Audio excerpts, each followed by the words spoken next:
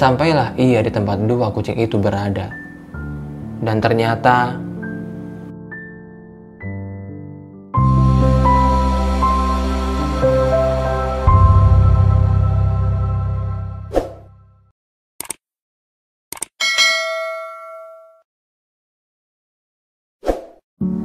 setelah sampai di tempat kucing itu, ternyata di sana hanya terdapat kucing buta saja. Lalu di mana kucing sahabatnya? Bos itu langsung menghampiri kucing buta yang terdiam sendirian di sudut sempit itu.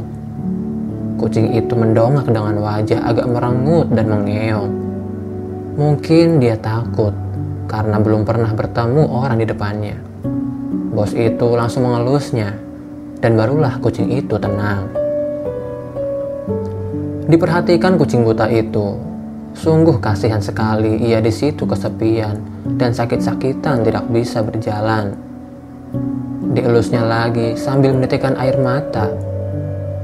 Ia berniat untuk mengumpulkan uang yang banyak guna pengobatan kucing buta itu. Lalu ia memberikan makanan yang ia bawa. Sungguh senang ia melihat kucing buta itu makan dengan lahap. "Pus sayang, kamu tunggu di sini ya. Makan yang banyak. Saya mau cari temanmu itu." Bos itu berkata pada si kucing sambil mengelusnya lagi. Si bos kembali ke markas. Waktu duhur telah tiba. Yang biasanya ia menghiraukan azan, kali ini berbeda. Ia teringat, sudah sangat lama sekali ia tidak menginjakkan kakinya ke masjid. Lagi-lagi ia teringat ceramah ustadz yang pernah ia dengar. Rasulullah SAW bersabda, "Sesungguhnya Allah menerima taubat seorang hamba selama nyawanya belum sampai di kerongkongan atau sakaratul maut." Hadis riwayat At-Tirmidzi, dan ia menghasankannya. Ia berniat dengan sungguh-sungguh untuk bertaubat. Ia juga mengajak anak buahnya untuk sholat di masjid.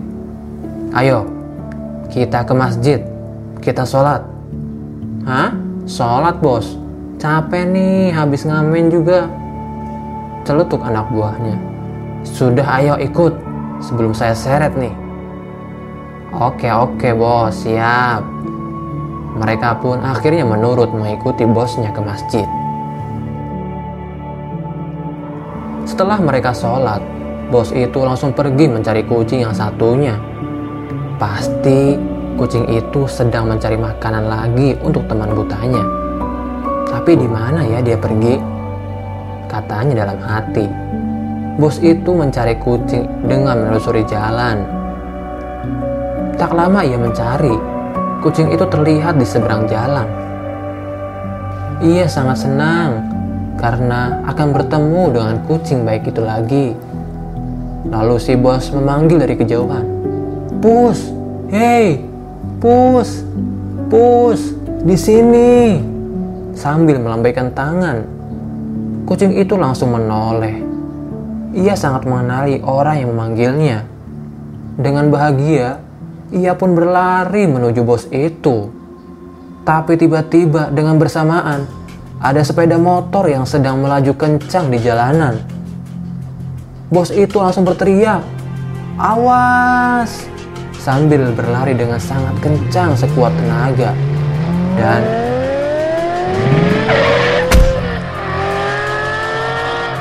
bos itu berguling terpental. Sedikit luka tergores di lengannya. Motor yang menyerempetnya melarikan diri sudah jauh pergi. Kemudian bos itu membuka tangannya. Ia bersyukur. Alhamdulillah, dia berhasil menyelamatkan kucing itu. Kucing itu terlihat ketakutan dan sedih melihat luka di tangan si bos. Lalu diusaplah kepala kucingnya. "Syukurlah, yang penting kamu gak apa-apa. Tenang saja, ini cuma lecet sedikit kok, tidak sakit. Ayo kita pulang ke tempatmu," kata bos itu. Sampailah di sudut tempat tinggal dua kucing bersahabat itu. Diletakkannya kucing yang baru saja diselamatkan si bos. "Nah, kita sudah sampai. Sekarang kamu makan sama sahabat kamu ya. Nanti kalau saya ada rezeki lagi, saya akan bawakan lagi makanannya," ditinggallah dua kucing itu. Sebenarnya si bos ingin sekali memelihara dan mengurus dua kucing itu. Tapi karena memang sendirinya pun tinggal di jalanan, jadi kasihan dua kucing itu jika tidak memiliki tempat yang nyaman. Mulai saat itu, bos dan anak buahnya selalu mengamen demi mencari uang yang halal. Sholat 5 waktu mulai sering dilaksanakan. Bos itu selalu mengajak dan memaksa anak buahnya untuk juga bertobat dan berbuat baik. Jika tidak menurut, tidak segan-segan bosnya menegur dan mengancam akan dipukul. Anak buahnya pun hanya bisa menurut walau dengan terpaksa. Hari-hari dijalani sedemikian rupa. Anak buahnya sudah tahu kebiasaan bosnya yang selalu memberi makan dua kucing itu. Sampai pada hari itu, bosnya seperti biasa membawakan makanan untuk dua kucing itu. Tapi setelah sampai di tempatnya, si bos tidak menemukan dua kucing itu. Si bos sangat khawatir di manakah kucing-kucing itu berada. Ia mencari di sekitar sudut, tapi tidak ketemu. Ia berlari keluar dengan was-was dan mencari lagi dua kucing itu. Ia sangat khawatir, jangan sampai terjadi apa-apa pada kucing-kucing itu. Sampai di sekitar markasnya, ia terus mencari. Tiba-tiba terdengar suara kucing. Meow, meow. Cari apa, bos? Serius banget? Cari ini ya, hehe. Ternyata kucing itu ada di dalam kardus yang dipegang oleh anak buahnya. Loh, kenapa kucingnya ada di situ?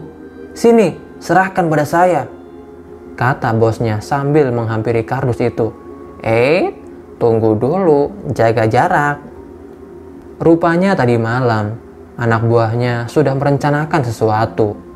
Mereka ingin merontak kepada bosnya. Itu karena mereka sudah muak dengan perintah bosnya untuk mengamen dan bertobat. Mereka sudah bosan dengan hidup mereka yang diatur sama bosnya itu. Mereka ingin bebas. Mereka ingin senang seperti dulu. Banyak uang dengan cara memalak dan menghabiskannya untuk berfoya-foya. Tidak seperti sekarang, mengamen hanya mendapatkan uang pas-pasan untuk makan saja. Maka dari itu, anak buahnya menyusun rencana dengan kelemahan bosnya, yaitu dengan mengambil kucing yang disayanginya sebagai sandera. Hei, apa yang kalian lakukan? Berikan kardus itu.